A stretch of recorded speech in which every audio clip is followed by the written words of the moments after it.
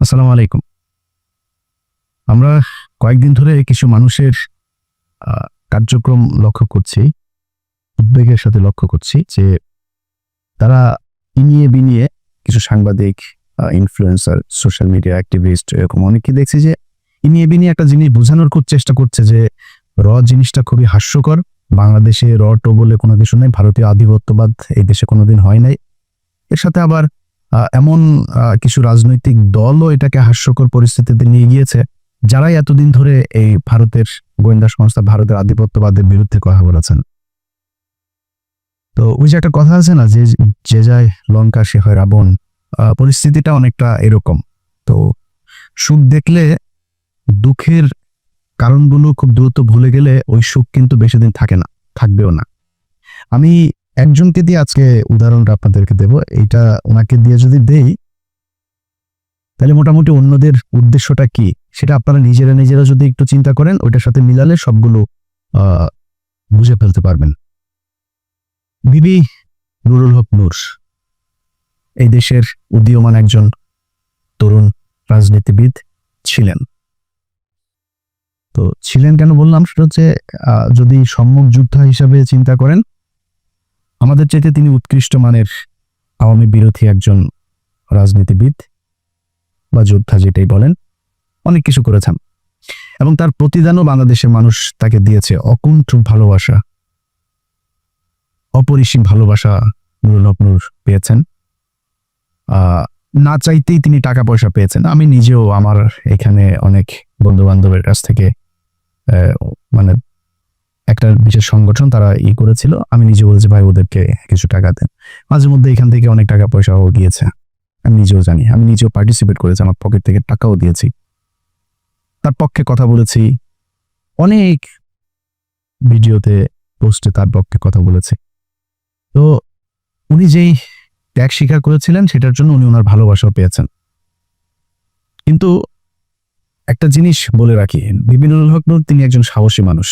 তিনি ঢাকা বিশ্ববিদ্যালয়ে যেই সময়ে যেভাবে কথা বলেছেন, যেই মার খেয়েছেন, আমি নিজে হলেও মানে মারার কিছু নাই, আমি নিজে হইলেও ওই ধরনের পরিস্থিতিতে ওইভাবে সামনাসামনি গিয়ে এই মারামারি মার খাওয়া এই পর্যন্ত টিকতাম কিনা আমি জানি না, কিন্তু তিনি সেটা করেছেন।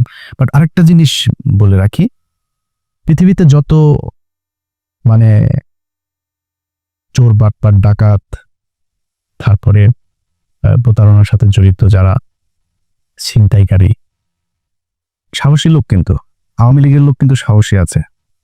মানে বেশিরভাগ চোর, বাটপার, এই একটু উচ্ছৃঙ্খল টাইপের, হিংস্র টাইপের, যাদের ভেতরে কোনো মনুষ্যত্ববোধ কাজ করে, এই ধরনের লোকজন কিন্তু আওয়ামী লীগ করে বেশি। তো সাহস আছে, মার খেতে পেরেছেন, এটা দিয়ে সবকিছু পরিমাপ করা যাবে না।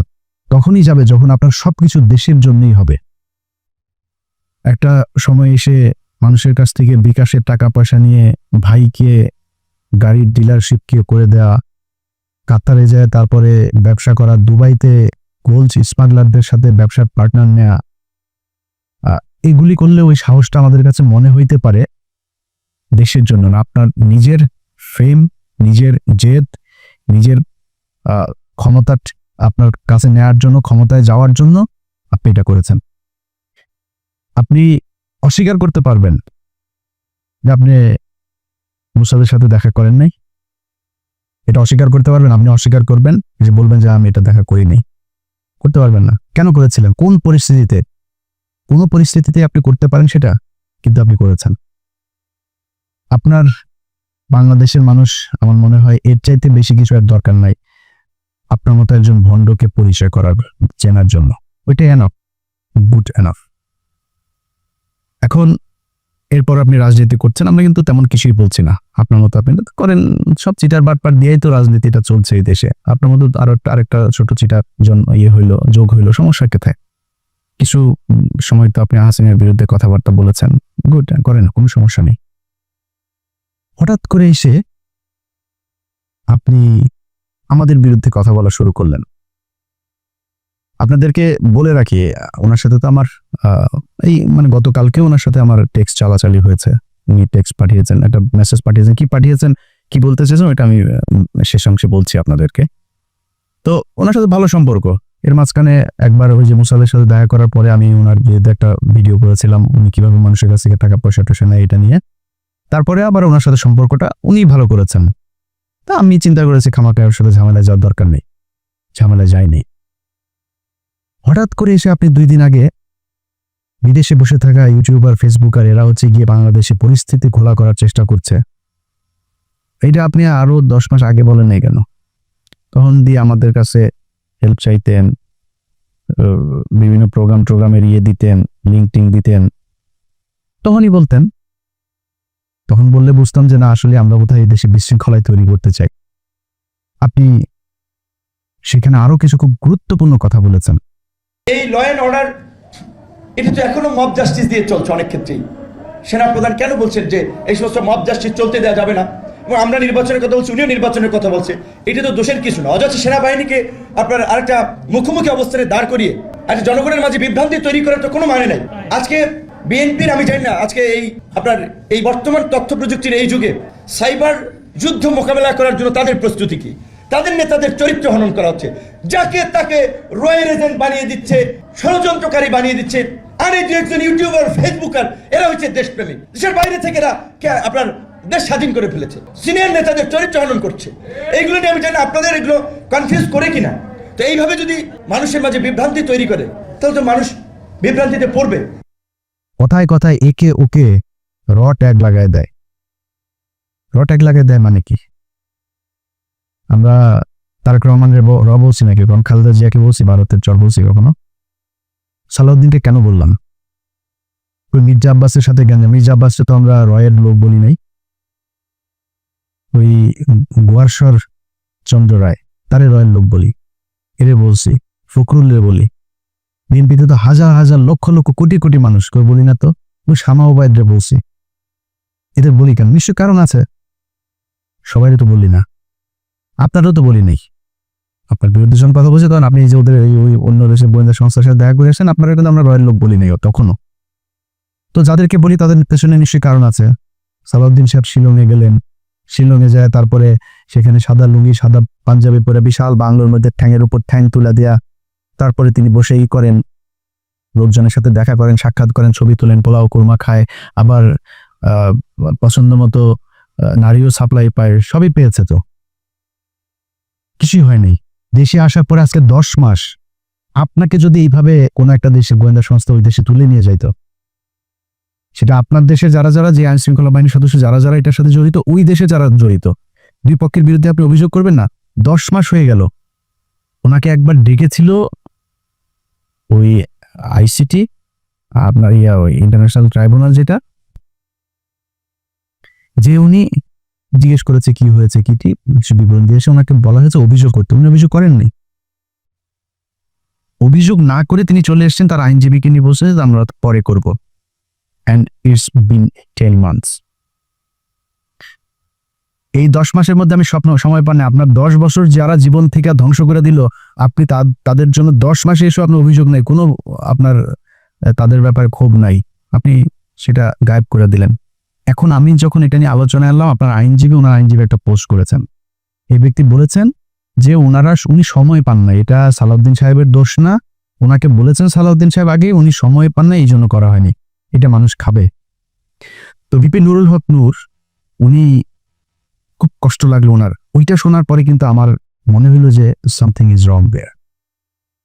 আমার এই গত কয়েকদিনে আমি কয়েকজন মানুষের যেই মানে তাদের যেই কি বলবো যে কার্যক্রম, তৎপরতা, এগুলো দেখে আমি কনফার্ম হয়েছি টাকা এক জায়গা থেকে বিশাল বড় অঙ্কের পেয়েছেন।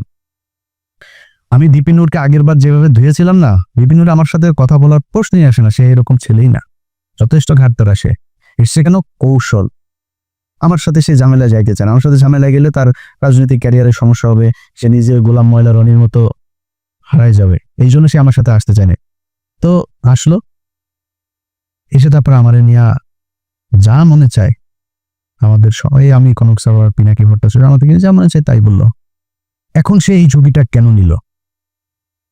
এইটার পেছনে এমন একটা অ্যামাউন্টের টাকা সে পেয়েছে যেটা তাকে বাধ্য করেছে এই কথাগুলো বলতে। ইলিয়াস আমার বিরুদ্ধে বললো, পিনাকি আমার বিরুদ্ধে বলবে, কনক স্যারও বলবে, সমস্যা হবে না।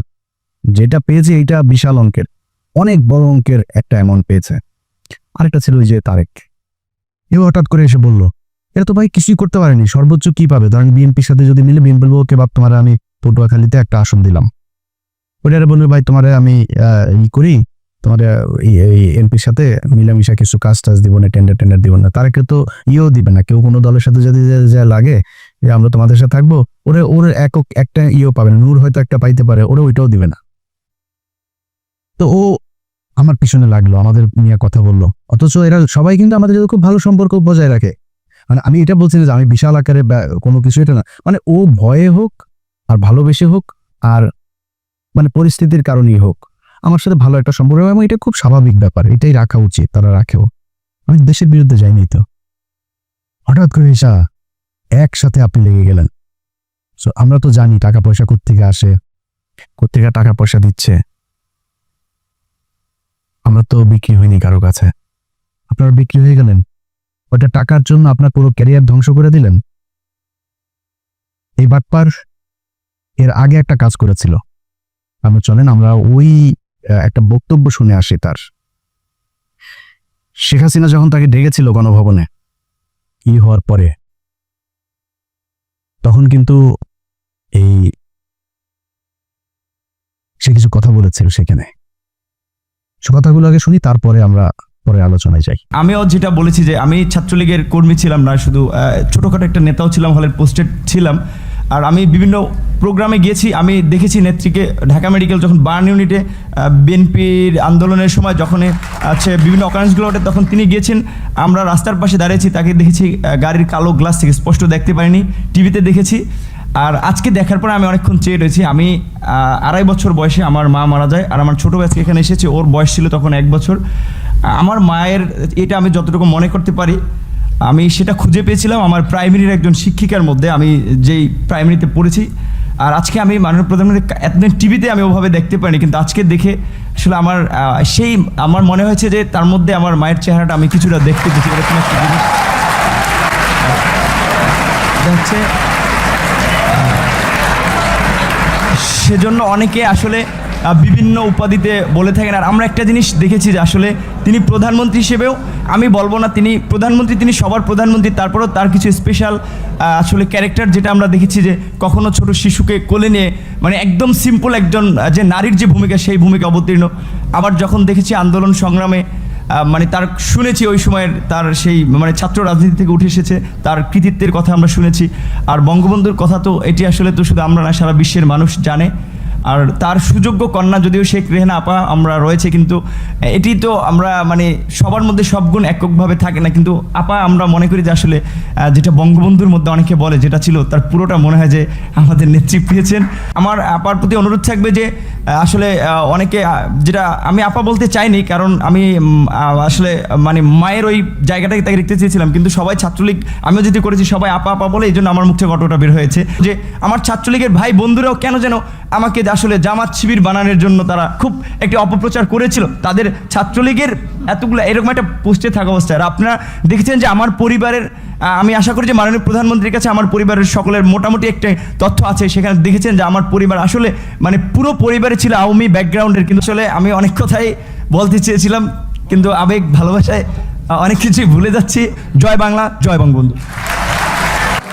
আর আমি প্রধানমন্ত্রীর অনেকটা প্রোটোকল, এই কারণে আমি অনেকটা আমার একটু ইচ্ছা ছিল যে বঙ্গবন্ধু শেখ মুজিবুর রহমানকে কখনো তো দেখিনি, তার কথা শুনেছি। আর তার গান যেটি আমি ক্লাস 5-এ একটা গান খুব ভালো লেগেছিল, আমাদের স্কুলের মাঠে মুক্তিযোদ্ধা সংসদ সন্তান কমান্ডের আয়োজনে একটা প্রোগ্রাম ছিল, ওখানে এরকম একটা গান ছিল, যদি রাত পোহালে শোনা যেত বঙ্গবন্ধু মরেনি, তাহলে আমরা পেতাম জাতির পিতা বিশ্বপিত মহান নেতা, এরকম একটি গান। আর বঙ্গবন্ধুর প্রেমেতে সবাই পড়েছে। আর আমার যেহেতু আমি বলেছি আমার মাকে আমি সেই 2.5 বছর বয়সে হারিয়েছি, আমি তো প্রথমে আমার ইচ্ছা ছিল যে আমি মাননীয় প্রধানমন্ত্রীকে, যেমন ভারতের নরেন্দ্র মোদী আমরা দেখেছিলাম মাননীয় প্রধানমন্ত্রী যখন গিয়েছেন কোনো রকম প্রোটোকল ব্রেক করেই তিনি তাকে ওয়েলকাম জানিয়েছিল, আমার একটা ইচ্ছা ছিল তাকে মানে একদম ঝটিকার আগে তাকে সালাম করাটা। কিন্তু আমি ভাবছি তার পিছনে যেহেতু তার নিরাপত্তা রক্ষীরা রয়েছে সেটা বিঘ্ন ঘটবে কিনা, এই জন্য আমি যাইনি। আমি একটু মাননীয় প্রধানমন্ত্রী আপনাকে একটু, যেহেতু আমার মা নাই, আমি বলেছি আমার সেই মাতৃত্বের ছায়াটা আমি দুজনের ব্যক্তির মধ্যে খুঁজে পেয়েছি, সেটা আমার শিক্ষিকা এবং হচ্ছে আপনি, আমি একটু আপনাকে সালাম করতে চাই।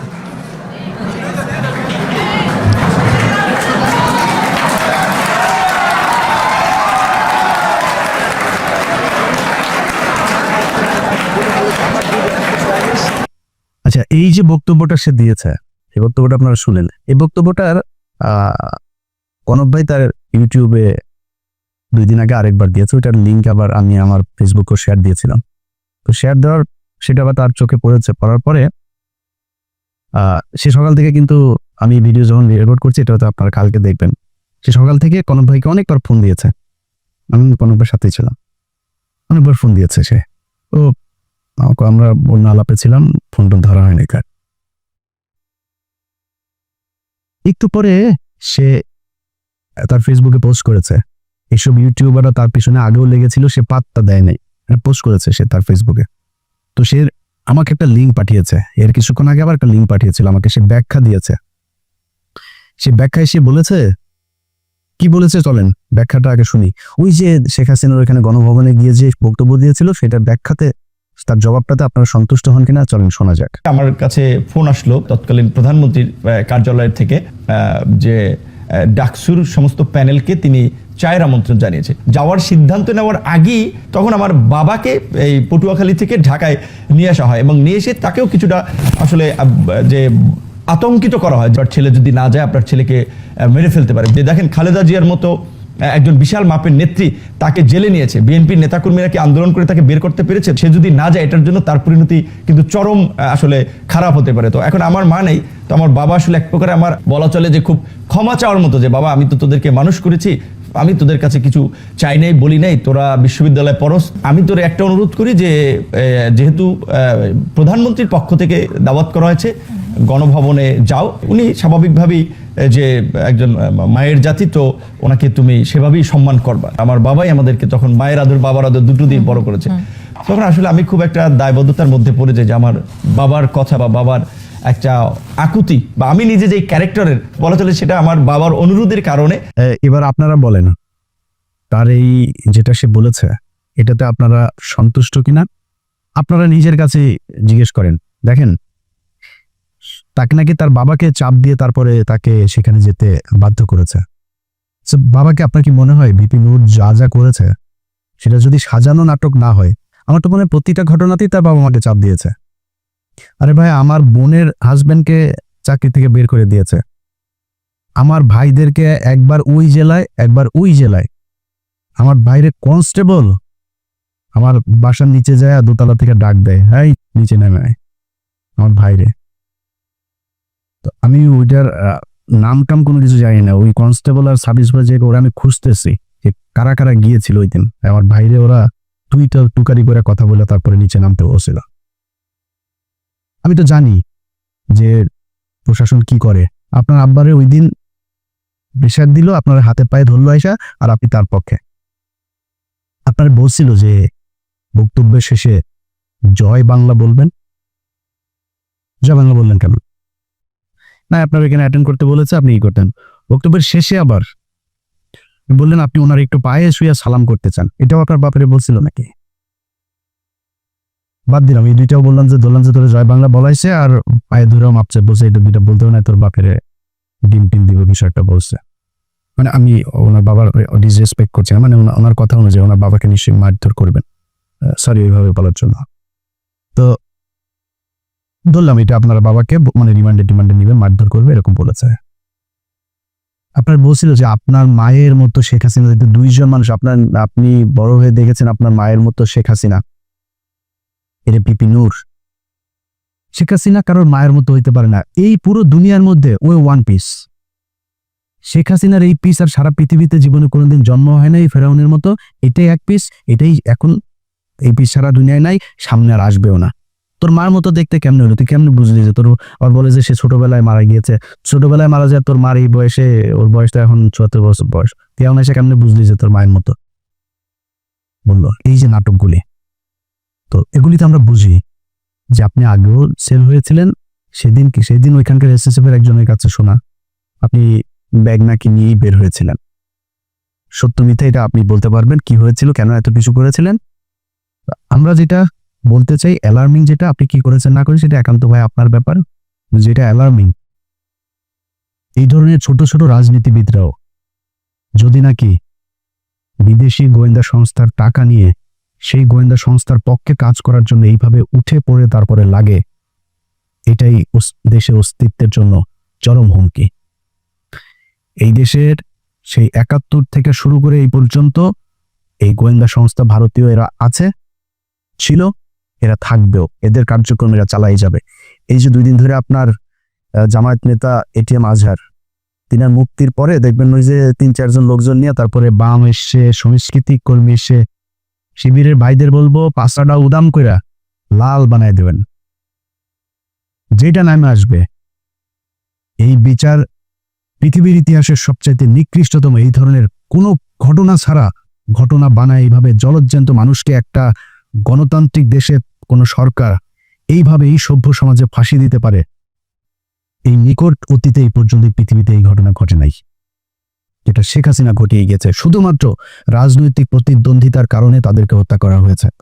আমি মনে করি এই জামায়াতের যে নেতাদেরকে হত্যা করা হয়েছে তাদের পরিবারের কাছে রাষ্ট্রীয়ভাবে ক্ষমা চাইতে হবে।